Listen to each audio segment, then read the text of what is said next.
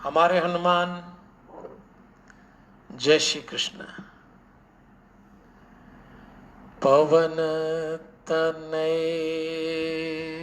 तुम एक आधारा,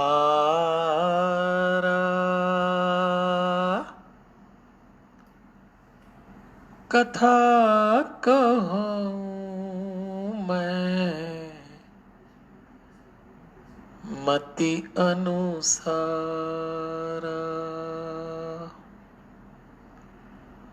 वक्रतुंड महाकाय सूर्यकोटि समप्रभ निर्विघ्नं कुरु मे देव शुभकार्येषु शुभ सर्वदा। गुरुर्ब्रह्मा गुरुर्विष्णु गुरुर्देव महेश्वर गुरुर्साक्षात् परब्रह्म तस्मै श्री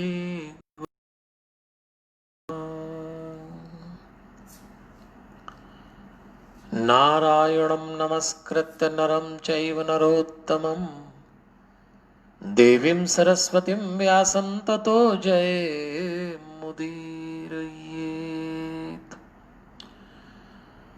परमपिता परमेश्वर की बड़ी अनुग्रह भरी दृष्टि और भगवान की असीम अनुकंपा है कि आज हम सब लोग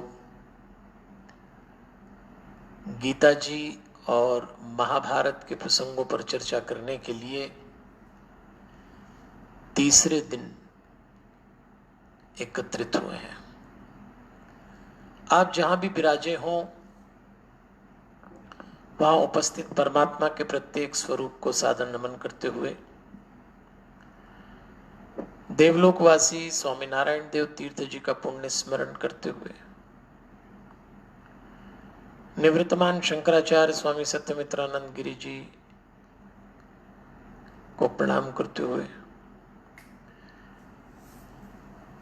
जूना पीठाधीश्वर आचार्य महामंडलेश्वर स्वामी अवधेशानंद गिरि जी को नमन करते हुए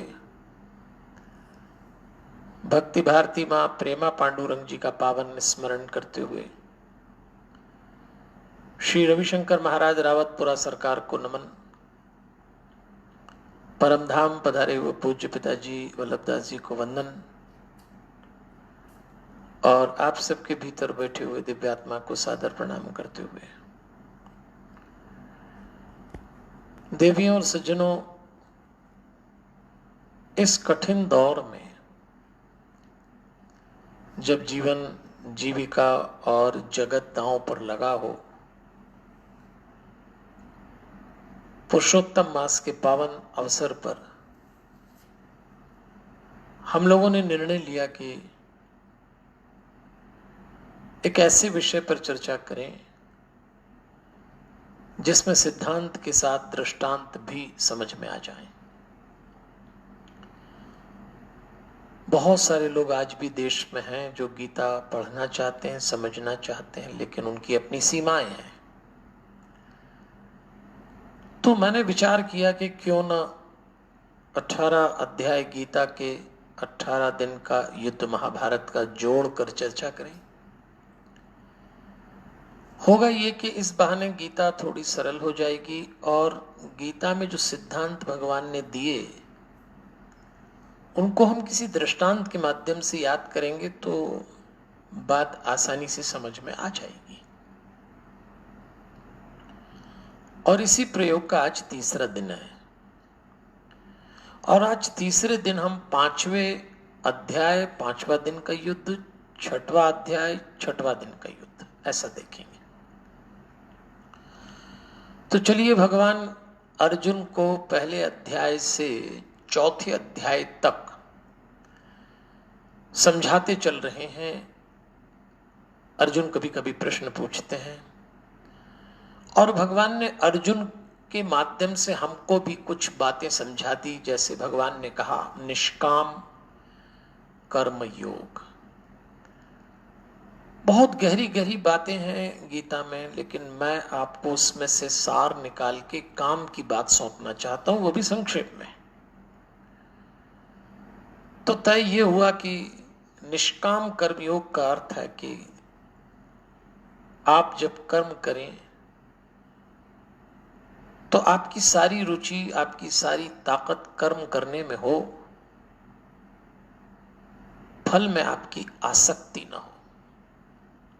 फल के प्रति चिंतित रहें, यह भी तय है, लेकिन आसक्ति न पालें। और इसी को भगवान अलग अलग ढंग से विस्तार से समझाते चल रहे हैं। और भगवान ने जब कर्म योग के लिए बहुत अच्छे से समझाया तो भगवान ने कहा, अर्जुन, कर्म योग तो है ही श्रेष्ठ। और अब भगवान ने एक नया नाम दिया, और वो दिया संन्यास योग। थोड़ा सा अगर आप ध्यान में रखते चलेंगे तो बड़े क्रम से हम गीता में प्रवेश कर रहे हैं। कर्म योग समझाते हुए भगवान कह चुके थे कि तुमको संसार के काम नहीं छोड़ना है, और जनक का उदाहरण भी दिया था।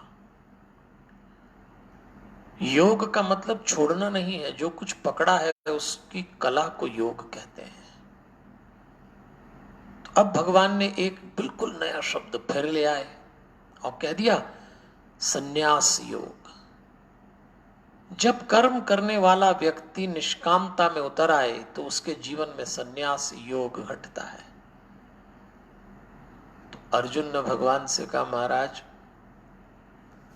आपसे एक निवेदन है और एक प्रश्न भी है कि ये जो आप सब समझा रहे हैं, ज्ञान योग, कर्म योग और अब संन्यास योग, तो आपसे मेरा एक निवेदन है कि ये बताएं मेरे लिए क्या ठीक है। भगवान मुस्कुराए। सच तो यह है कि कृष्ण ये कहना चाहते थे कि तेरे लिए क्या ठीक है ये भी साफ साफ नहीं बोलूंगा, मैं तो तुझे वो दृष्टि दूंगा, वो होश दूंगा जिसमें तू ये तय कर सके कि तेरे लिए क्या ठीक है। मेरी समस्या तेरे भ्रम में डूब जाने की है। तू अगर स्थिर हो जाए, स्टेबल माइंड हो जाए, स्थित प्रज्ञ हो जाए, जो तेरा ही सवाल था, तो फिर तुम तय करो कि तुम्हारे लिए क्या श्रेष्ठ है, तुम्हारे लिए क्या ठीक है। फिर भी भगवान इशारे में कह देते हैं संन्यास। अब ये बात चल रही है 5वें अध्याय में, और 5वें दिन के युद्ध में एक कैरेक्टर आएगा, और जब वो चरित्र आएगा तो हम फिर संन्यास को याद करेंगे। और भगवान ने कहा, देखो भाई, संन्यास का सीधा अर्थ है कर्तापन का त्याग, फल आसक्ति का त्याग। ये जो लोग सन्यासी बन के दिखते हैं भगवा वस्त्र में, ये किस बात के लिए सन्यासी? इसी बात के लिए कि उन्होंने कर्तापन का त्याग कर दिया। कर्तापन का त्याग का अर्थ है मैं कर रहा हूं, ये भाव एक सन्यासी में नहीं होता है। उसका एक ही भाव होता है कि जो भी मैं कर रहा हूं वो मुझसे परमात्मा करा रहे हैं, और इसलिए कोई फल की अपेक्षा नहीं है। यही सबसे बड़ा फल है कि वो करा रहा है, हम कर रहे हैं। और भगवान ने इसकी बड़ी प्रशंसा की, संन्यास योग की। यहां भगवान जब प्रशंसा करते हैं तो वो ये उम्मीद करते हैं कि तुम मेरी तारीफ के पात्र बनो, तुम लोग ऐसा काम करो कि मुझे तुम्हारी प्रशंसा करने की इच्छा हो जाए। और संन्यास योग के बाद अब भगवान कहते हैं, सुन, काम, क्रोध, इन दो के वेग को, फोर्स को, प्रेशर को सहन करने की कला सीख ले अर्जुन। क्योंकि अच्छे अच्छे कर्मयोगी, अच्छे अच्छे सन्यासी भी काम और क्रोध के वेग में बह जाते हैं, और जो इस वेग को सहन कर ले वही योगी है, और जो योगी है वही सुखी है। लीजिए, अब आप एक नई परिभाषा दी। हम सब सुख की तलाश में, सुख मिल जाए, दुख कोई नहीं चाहता। तो भगवान कहते हैं सुख चाहते हो, सुखी होना चाहते हो तो योगी बन जाओ। और योगी क्या करता है? तो भगवान कहते हैं काम क्रोधोद्भवम वेगम सह युक्त सह सुखी नरः। इस श्लोक का अर्थ है काम क्रोध से उत्पन्न होने वाले वेग को जो सह लेता है वही योगी है, और जो योगी है सह युक्त सह सुखी नरः। जो योगी है वही सुखी है। तो जब कभी आपको ऐसा लगे कि मैं सुखी होना चाहता हूं, मैं सुखी होना चाहती हूं, तो आपको योगी होना पड़ेगा। योगी कौन होता है ये भगवान बता चुके हैं। जिसमें कर्तापन का त्याग हो जाता है, जो अपनी फलाशक्ति का त्याग कर देता है, और काम क्रोध से बचना। और इसके लिए फिर भगवान को लगा कि कुछ तरीका बता दूं, तो उन्होंने कहा इसके लिए एक बहुत अच्छा तरीका है, ध्यान योग, मेडिटेशन करो। और यहां भगवान को पता नहीं क्या मन में आया, तो भगवान ने एक छोटी सी विधि भी बता दी कि तुम्हारी दोनों बाहों के बीच में तुम्हारा आज्ञा चक्र है, मेडुला प्लेक्सस, कॉस्मिक बॉडी। तो बीच में भीतर ही भीतर उस आज्ञा चक्र पे देखो, चाहे कोई मंत्र के साथ देखो, और प्रभाव सहित परमेश्वर को जान जाओगे। और जब आप परमेश्वर को जान जाते हैं, शांतिम रिच्छति एक शब्द बोला है, वो व्यक्ति शांति को प्राप्त हो जाता है। अब मैं जरा पीछे से चलूंगा तो आपको बात समझ में आसान आ जाएगी। भगवान ने इस अध्याय के अंत में कहा है शांतिम रिच्छति, शांति को प्राप्त होता है। कौन प्राप्त होता है? जो परमात्मा को जान लेता है। कौन परमात्मा को जान पाएगा? जो योगी है। तो योगी बनने के लिए क्या करना पड़ेगा? ध्यान योग करना पड़ेगा। दोनों बाहों के बीच किसी भी चक्र पे काम कर सकते हैं, भगवान ने दोनों बाहों के बीच में कहा है। और उन्होंने कहा है जो योगी है तो वही सुखी है। अब सुख और शांति दोनों भगवान ने 5वें अध्याय में एक साथ बता दिए, क्योंकि लोगों के जीवन में सुख तो फिर भी आ जाता है, शांति नहीं आती। सुख तो ठेले पे मिलता है, बैंकों में लोन में मिलता है, जाओ ले। सुख का क्या है? अकल हो थोड़ी सी तो दूसरे का भी छीन लो तो आपको सुख मिल जाएगा। लेकिन शांति कहां से मिलेगी? शांति मृच्छति, वो शांति को प्राप्त होता है जो भगवान को प्राप्त करता है। तो ध्यान लगाएंगे, मेडिटेशन लगाएंगे तो वो प्राप्त हो जाएगा। तो अब हम 5वें अध्याय को समझ चुके। भगवान ने कह दिया संन्यास, भगवान ने कह दिया ध्यान योग, भगवान ने कहा सुख कैसे, सुखी कैसे होगे, और भगवान ने कहा शांति को कैसे प्राप्त करोगे। इतनी सारी बातें बता दी। अगर आपको लगता है भाई कर्म योग, अगर आपको लगता है संन्यास योग थोड़ा थोड़ा भारी लगता है, तो बस ठीक है, सुखी और शांति तो प्राप्त करना चाहते हो ना भैया, ये तो समझते हैं सभी। और ये भी जानते हैं कि जरूरी नहीं कि सुख मिल जाए तो शांति भी आ जाए। तो भगवान ने दोनों की व्यवस्था की। अंत में कहा शांति मृच्छति। ये तो बहुत आवश्यक है भाई, भक्त को कभी अशांत नहीं होना चाहिए। और अब चलते हैं सीधे 5वें दिन के युद्ध में। भीष्म ने मकर व्यू की रचना की, पांडवों ने शयन व्यू की रचना की, ये नाम है। और जब तैयारी खड़ी हो गई तो दुर्योधन फिर द्रोण जी के पास गया और कहा गुरुदेव, कल पांडवों का पराक्रम देखा तो भय बैठ जाता है। जिसकी सेना के रक्षक पितामह और आप हो, उसको भी भय हो, तो मन में लगता है कि आप लोग क्या कर रहे हैं, किसके लिए युद्ध कर रहे हैं। और गुस्सा आई द्रोणाचार्य को, कुपित हो गए और कहने लगे दुर्योधन, तुम्हारे स्वभाव में है संदेह करना, क्योंकि तुम्हारे भीतर जो भरा है वो बाहर निकलता है। तुम प्रत्येक व्यक्ति में अपने को ही, अपनी छवि को आरोपित करते हो, अपने विचार को गिराते हो। यह सही है कि मैं पांडवों को पसंद करता हूं, यह भी सही है कि मैं मानता हूं कि पांडव विजयी हो सकते हैं, लेकिन यह सही नहीं है कि ऐसा मानने के कारण मैं ठीक से युद्ध नहीं कर रहा। युद्ध पूरी निष्ठा से करूंगा, तुम्हारे लिए करूंगा, उसमें कोई कमी नहीं छोड़ूंगा, जाओ यहां से। दुर्योधन का काम ही यह था, कभी पितामह से भिड़ जाना, कभी गुरु द्रोण से भिड़ जाना। और अब द्रोण के सामने सात्यकी आ गए, सात्यकी भगवान कृष्ण के सेनापति। युद्ध ऐसा भीषण हुआ कि सात्यकी को बचाने के लिए भीम को आना पड़ा, और भीम ने अपने रथ पे बैठाया और उसको ले गए। और फिर यहां वो पात्र आया शिखंडी नाम का। लीजिए, 5वें दिन एक पात्र आ गया, शिखंडी। ये वही शिखंडी है जिसके लिए भीष्म ने कहा था, मेरी प्रतिज्ञा है कि मैं किसी स्त्री पर शस्त्र नहीं उठाऊंगा और किसी ऐसे पुरुष पे भी शस्त्र नहीं उठाऊंगा जो पहले कभी स्त्री रहा हो या पूर्ण पुरुष न रहा हो। शिखंडी पहले स्त्री था, फिर पुरुष बना। इसकी कहानी अलग है, लेकिन नाम बता दिया था तो बस भगवान ने कहा था इसको आगे करो थोड़ा थोड़ा।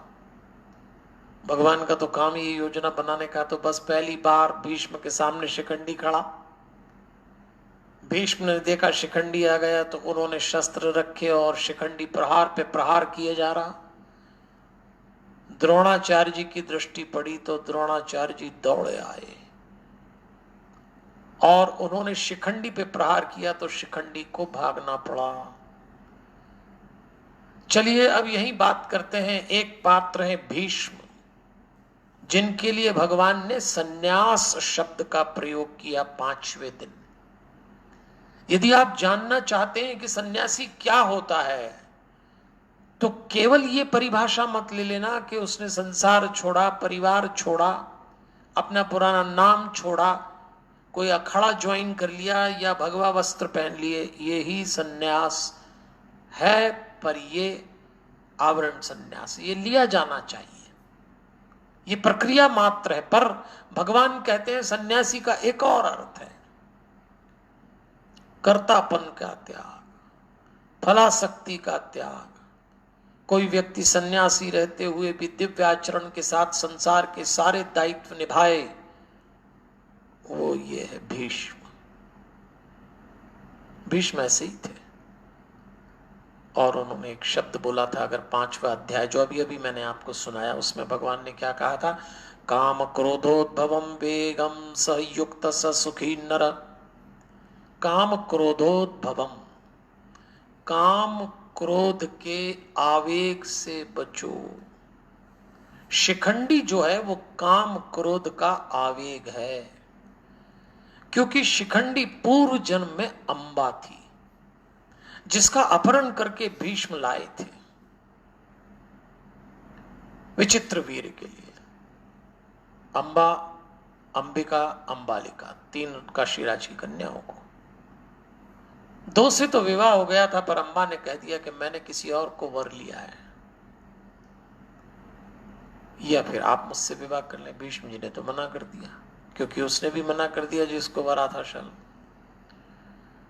अंबा से विवाह करें इस दबाव में युद्ध किया था भीष्म ने अपने गुरु परशुराम से, तो वो था क्रोध, काम। तब अंबा ने कहा था ठीक है, मैं तुम्हारी मृत्यु का कारण बनूंगी, और वो शिखंडी बनी। अब इन सब कहानियों के विस्तार में मत जाइए, सिर्फ कनेक्शन ये है कि काम और क्रोध एक जन्म बाद तक अपना वेग दिखाता है।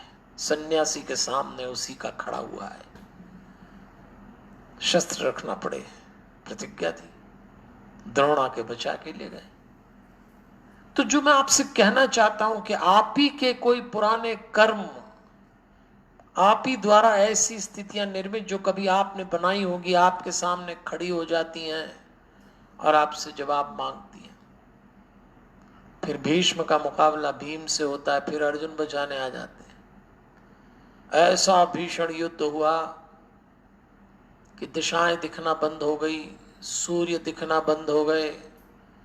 भीष्म ने सात्विकी के सारथी को मारा और अब भीष्म के पराक्रम के सामने पांडव सेना परेशान होने लगी। कभी अश्वत्थामा अर्जुन भिड़ जाते, कभी विराट और भीष्म में युद्ध हो जाता। और अब एक घटना और घटी, दुर्योधन और भीम भिड़े, अभिमन्यु और लक्ष्मण भिड़े। लक्ष्मण दुर्योधन का बेटा, भीम सात्विकी को बचा के ले गए। सब एक दूसरे को, आज के युद्ध में एक नई बात देखने को मिली कि जब कोई पराजय की मुद्रा में था तो दूसरा कोई आता और उसको बचा कर ले जाता। द्रोण कुपित हुए थे आज के दिन के आरंभ में दुर्योधन पे कि दुर्योधन, तुम्हारी कुटिल मनोवृत्ति दूसरे में भी यही सब देखती है। ध्यान रखिएगा, हमारे भीतर दुर्योधन न जाग जाए, अन्यथा हम अच्छे लोगों में भी बुराई ढूंढेंगे। होना तो ये चाहिए कि अच्छाई ढूंढना चाहिए, पर दुर्योधन की वृत्ति ही बुराई ढूंढने की है। और इसी के साथ चलिए अब चलते हैं गीता के 6वें अध्याय में। 47 श्लोक का ये अध्याय भगवान निष्काम कर्म योगी का वर्णन कर रहे हैं, उसकी खूब प्रशंसा करते हैं और उसका नाम देते हैं योगारूढ़। अब गीता में एक नाम स्थित प्रज्ञ आया था, बड़े सुंदर सुंदर कैरेक्टर है योगारूढ़, जो योग पे आरूढ़ है, जिसका जीवन आत्म संयम से चलता है। और आत्म संयम के लिए भगवान कहते हैं योग आवश्यक है, और योग में मेडिटेशन करो तो कंट्रोल हो जाता है। तो भगवान ने कहा अर्जुन सुन मेरी बात, इस संसार में तुझे ऐसा लगता है कि मेरे शत्रु हैं, ये मेरे मित्र हैं, तो सुन ले आज गीता की एक बड़ी सुंदर परिभाषा। आप ही अपने शत्रु हैं और आप ही अपने सबसे अच्छे मित्र हैं। बड़ी प्यारी बात है, बहुत गहराई में जाकर देखिएगा तो दरअसल हमने अपनी जिंदगी में खुद का जितना नुकसान किया होगा, दूसरों पे थोप दिया, वो बात अलग है, लेकिन सबसे बड़े दुश्मन आप ही होंगे और सबसे बड़े दोस्त भी आप ही हो सकते हैं। भगवान ने कहा अर्जुन इस बात को गहराई में तब समझोगे जब योग के माध्यम से भीतर उतरोगे। शरीर, इंद्रियां, मन, बुद्धि, आत्मा, ये सब संयम की बातें हैं, समझने की नहीं, संयम की। तो बीच बीच में भगवान कर्म योग के माध्यम से कहीं ना कहीं ध्यान योग, कहीं ना कहीं मन, कहीं ना कहीं शरीर, कहीं ना कहीं आत्मा की बात करते चलते हैं। और भगवान कहते हैं योग का अर्थ होता है मन का एकाग्र हो जाना। अब थोड़ी थोड़ी परिभाषा भी दे रहे हैं। कई लोग पूछते हैं योग क्या, वो तो ठीक है अष्टांग योग, लेकिन यहां कह रहे हैं मन का एकाग्र हो जाना। मनः एकाग्रम कृत्वा योगम युञ्जात। इसका अर्थ होता है अंतःकरण की शुद्धि के लिए योग का अभ्यास करो। योगम युञ्जात, अंतःकरण की शुद्धि के लिए। अब इस शब्द पे थोड़ा सा ध्यान देना। भगवान ने अंतःकरण की शुद्धि, अभी एक नई बात लाए। आप भीतर से जितने पवित्र हैं परमात्मा आपके उतने निकट है, और आप भीतर से कितने पवित्र हैं ये दो ही वो लोग जानते हैं। एक आप और दूसरा आपका भगवान। ये आपके साथ एकदम खासम खास सगा 24 घंटे रहने वाला पति, पत्नी, बच्चे, माता पिता जिंदगी भर नहीं जान सकते कि आप अंतःकरण में कितने पवित्र हैं। तो भगवान ने कहा यह भी जरूरी है, योगम युञ्जात, योग का अभ्यास करो। और योग के अभ्यास में एक बात का ध्यान रखना, न अधिक खाना, न अधिक सोना, न कम खाना, न कम सोना। यहां भगवान कहते हैं खान पान और शयन के संतुलन के लिए अतिरिक्त रूप से सावधान रहना, क्योंकि योग में इसका महत्व है। तो कुछ ऐसा भी नहीं करेंगे तूने उपवास करें, शरीर सुखा लिया, हम तो 2 ही घंटे सोते हैं, ये सब ना करें। एक नियम है, एक संतुलन है। आपके शरीर को जिससे एक प्रॉपर सेटिस्फेक्शन मिलता उस लिमिट तक करिए। इसलिए भगवान संतुलन शब्द लेके आए, जिसको लिखा युक्त चेष्टस्य। युक्त चेष्टस्य का अर्थ होता है यथा योग्य चेष्टा करना, और इसका सीधा सा अर्थ है संतुलन। जीवन संतुलन का नाम है। तो भगवान ने ये आगे और आगे बढ़ के समझा दिया कि देखो भाई, मन को जीतना हो तो एकाग्र करो, उसके बाद अंतःकरण को शुद्ध करो, फिर उन्होंने कहा योग करना हो तो इन बातों का संतुलन करो। सुनते सुनते अर्जुन ने फिर रोका भगवान को और कहा, भगवान एक बात बताइए। अब चूंकि मन आ चुका है ना, भगवान मन पे काम कर रहे हैं, बोल रहे हैं, तो अर्जुन ने कहा, भगवान ये जो मन है ना, ये बिल्कुल कंट्रोल नहीं रहता। अब तो ऐसा लग रहा है अर्जुन हमारी तरफ से बोल रहा है। अगर ईमानदारी से अपने कलेजे पे हाथ रखे तो हम सबके भीतर जो अर्जुन है उसी ने ये बोला, भगवान मन कंट्रोल नहीं आता। अभी कथा सुनते समय भी भाग रहा है, दूसरे कामों में भाग रहा है। मन चंचलम प्रभामी दृढ़म बलवतो, चंचल है, बलवान है, नहीं पकड़ में आता। तो आप इतना और बता दो, आप कह रहे हो योग से मन को कंट्रोल करो, मन को कंट्रोल करने से योग, अगर करें कैसे, बहुत चंचल है। तब भगवान ने कहा, दुर्निग्रहम अभ्यासेन च वैराग्येण गृह्यते। आइए मैं आपको इस श्लोक के शब्दों का सरल अर्थ बताता हूं कि भगवान ने क्या उत्तर दिया कि मन बहुत चंचल है, इसको कैसे कंट्रोल में करे। तो निर्ग्रम, भगवान कहते हैं कठिन है, ये आसान नहीं है।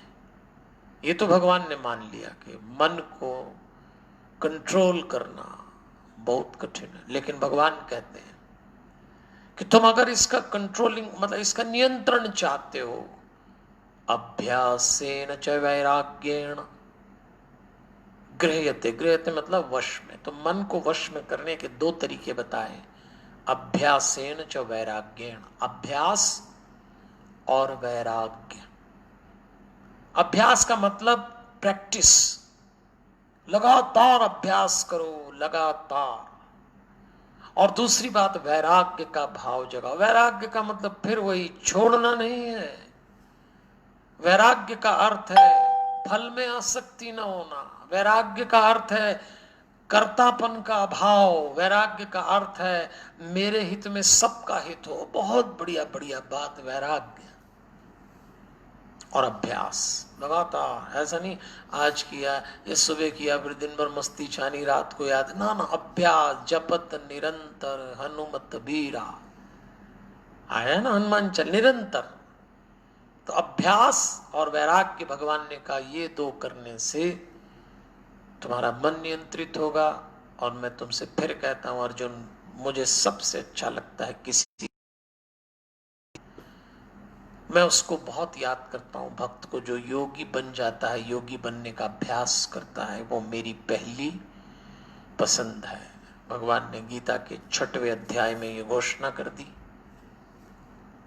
तो आपको 6ठे अध्याय में ये बात समझ में आ गई होगी कि भगवान ने कहा, सुनो निष्काम कर्म है। चलो एक बात हुई। दूसरी बहुत बढ़िया बात कही कि तुम ही अपने सबसे बड़े शत्रु हो और तुम ही अपने सबसे बड़े मित्र हो। चलो ये भी समझ में आ गया। फिर भगवान ने कहा, सुनो मन को एकाग्र करने के लिए योगाभ्यास करो, संतुलन के साथ, न दिखाओ न दिखसो, युक्त चेष्टस्य। इसका अर्थ होता है बैलेंसिंग।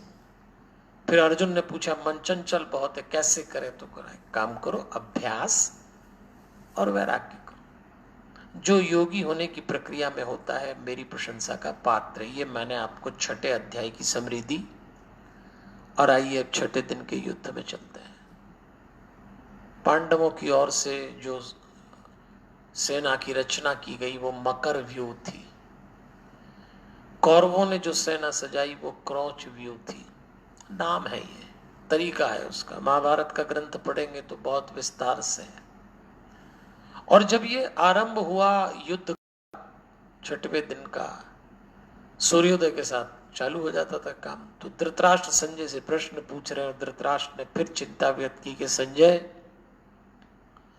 हमारी सेना में एक से एक योग्य योद्धा हैं। भीष्म, द्रोण, कर्ण, अश्वत्थामा युद्ध में नहीं आए थे, कृपाचार्य, लेकिन इसके बावजूद भी क्या होता है, क्यों हार जाते हमारे लोग? धृतराष्ट्र चिंतित हुए। संजय ने कहा, महाराज अब चिंता क्या पालना, ये सब आप ही का किया धरा है। हर बार संजय उनको ये बात जरूर कहता था, और यही बात आज इसलिए कही गई कि गीता के 6 अध्याय में भगवान ने क्या कहा, तुम ही अपने सबसे बड़े शत्रु हो और तुम ही अपने सबसे बड़े मित्र हो। यही बात संजय से कहला दी। 6वें दिन का युद्ध आरंभ हो रहा था।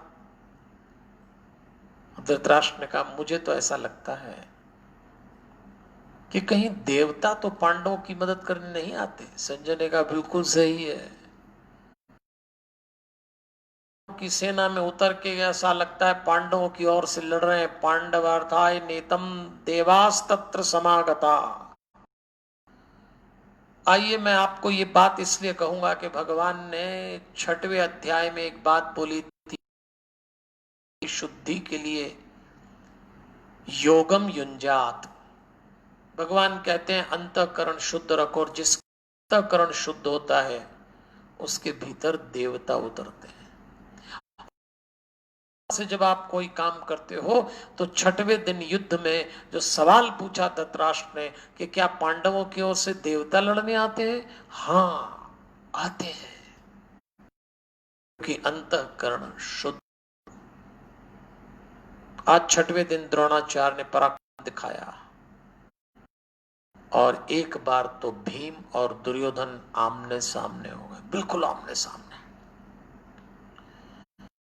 भीषण युद्ध हुआ कि जब दुर्योधन का रथ टूटने लगा, ध्वजा गिरने लगी, घायल हुआ, तो भीम को लगा कि यश मुझे मिलेगा, आज ये समाप्त, आज मैं इसको मार डालूंगा। और भीम गर्जा, बहुत किया दुर्योधन तूने, तेरी अंतिम सांस निकट है। और भीम तैयारी थे। उसी समय पीछे से जयद्रथ आया और इधर से कृपाचार्य आए, और दोनों ने घेरा। भीम जब तक पहुंचते दुर्योधन तक, उन्होंने दुर्योधन को सुरक्षित रख के अपने रथ में बैठा, भाग गए। भीम देखते रहे। भगवान ने अर्जुन के इस प्रश्न का यही तो उत्तर दिया था, महाराज मनः चंचलम प्रभामी दृढ़म। मन बड़ा चंचल है, पकड़ नहीं आता। बस दुर्योधन मन का प्रतीक है, आया पकड़ में, और जयद्रथ और कृपाचार्य लेके भाग गए।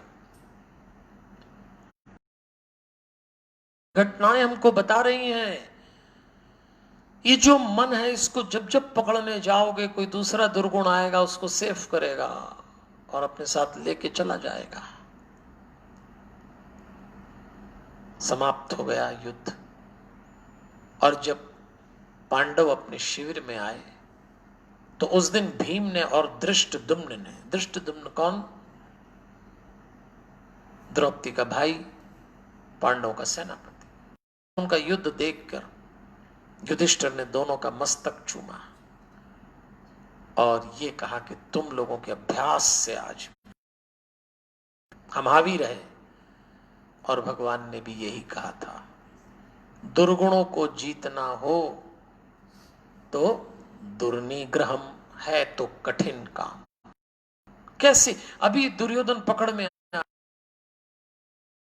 दुर्गुणों की तरफ से खड़े हुए भीष्म द्रोण कंट्रोल में नहीं आते हैं। इसीलिए भगवान ने कहा था दुर्निग्रहम, कठिन करना, वैराग्येण अभ्यास, अभ्यास करो, वैराग्य का भाव अपने भीतर उतारो।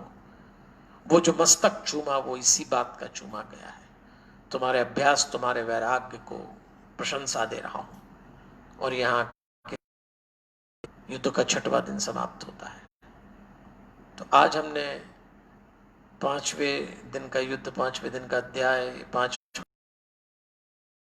अध्याय 6वां दिन का युद्ध देखा, नई बातों से परिचय हुआ।